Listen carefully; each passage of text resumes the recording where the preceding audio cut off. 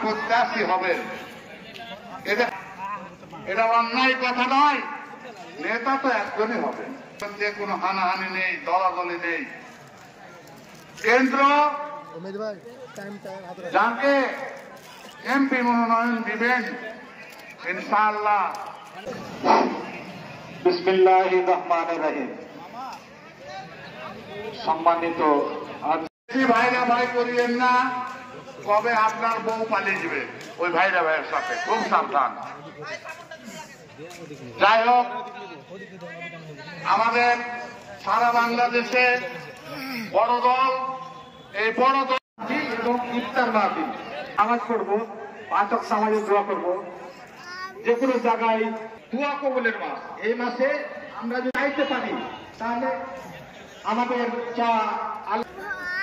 আমাদের ইফতার ও মাহফিলের অনেক কষ্ট করে সকাল থেকে, কালকে থেকেই বৃষ্টি, এই বৃষ্টির মধ্যে এই যে সামান্যতম করতে পেরেছি এবং তাদেরকে ধন্যবাদ জানাই। ধন্যবাদ সবচেয়ে জানাই যারা আমাদের সামনে বসে আছেন, আমার পাশে আছেন তাদেরকে। এই বৃষ্টিকে অপেক্ষা করে আপনারা অনেক দূর থেকে কষ্ট করে যে এসেছেন, এজন্য কৃতজ্ঞতা প্রকাশ না করে পারছি না।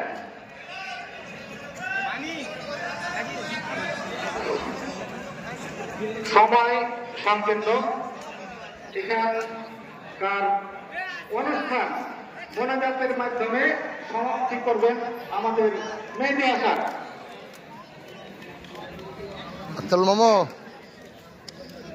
আমাদের আজকের যে আকর্ষণ নেত্রী, যিনার উপরে খুনি হাসিনা সরকার বারবার নির্যাতন করে বৃদ্ধ বয়সে জেলখানায় আটকে রেখেছিলেন, তার জন্য এখন দোয়া করছে আমাদের মোবারকপুর ইউনিয়নের বর্তমানে শ্রদ্ধেয় বড় ভাই মোহাম্মদ মেহেদী হাসান ভাই। ইফতার মাহফিলে আপনারা সমাবেত হয়েছে। ভাইরা ভাই করিয়েন না, কবে আপনার বউ পালিয়ে যাবে ওই ভাইরা ভাইয়ের সাথে, খুব সাবধান।